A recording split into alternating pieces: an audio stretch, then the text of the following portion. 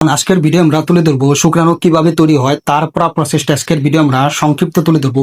আমাদের শুক্রাণু তৈরি হয় অন্ডকোষের মধ্যে, আর আমাদের অন্ডকোষের মধ্যে রয়েছে সেমিনিফারাস টিউবিল, আর এই সেমিনিফারাস টিউবিলের মধ্যে আমাদের শুক্রাণু তৈরি হয়।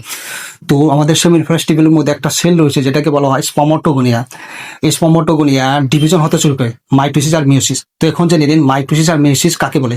মাইটোসিস হচ্ছে এন থেকে টুয়াইস এন হলে এটাকে বলা হয় মাইটোসিস, অ্যান্ড টুয়াইস এন থেকে এন হলে এটাকে বলা হয় মিওসিস। তার মানে এন হচ্ছে হ্যাপ্লয়েড, টুয়াইস এন হচ্ছে ডিপ্লয়েড। মানে মাইটোসিসের ক্ষেত্রে সবসময় ডাবল হবে, দেখে এন কে ডাবল করলে টুয়াইস এন হয়, আর টুয়াইস এন কে হাফ করলে এন হয়, যেটাকে বলা হয় মিওসিস।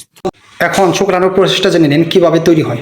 স্পর্মাটোগোনিয়া মাইটোসিস ডিভিশন হতে শুরু করে, মাইটোসিস ডিভিশন হওয়ার পর এখানে তৈরি করে টুয়াইস এন, যেটাকে বলা হয় প্রাইমারি স্পর্মাটোসাইট। আবার এখানে প্রাইমারি স্পর্মাটোসাইট আবার মিওসিস ডিভিশন, মিওসিস ডিভিশন হওয়ার পরে এই টুয়াইস এন হাফ হওয়ার পরে তৈরি হয় দুইটা এন, যেটাকে বলা হয় সেকেন্ডারি স্পর্মাটোসাইটস। সেকেন্ডারি স্পর্মাটোসাইট আবার মিওসিস ডিভিশন হতে শুরু করে, মিওসিস ডিভিশন হওয়ার পরে এখান থেকে তৈরি হয় চারটা এন। এখান থেকে দুইটা এন আর এখান থেকে দুইটা এন, মানে চারটা এন, টোটাল চারটা এন, যেটাকে বলা হয় স্পর্মোটিড। এই স্পর্মোটিড ম্যাচিওর হওয়ার পরে তৈরি হয় শুক্রাণু।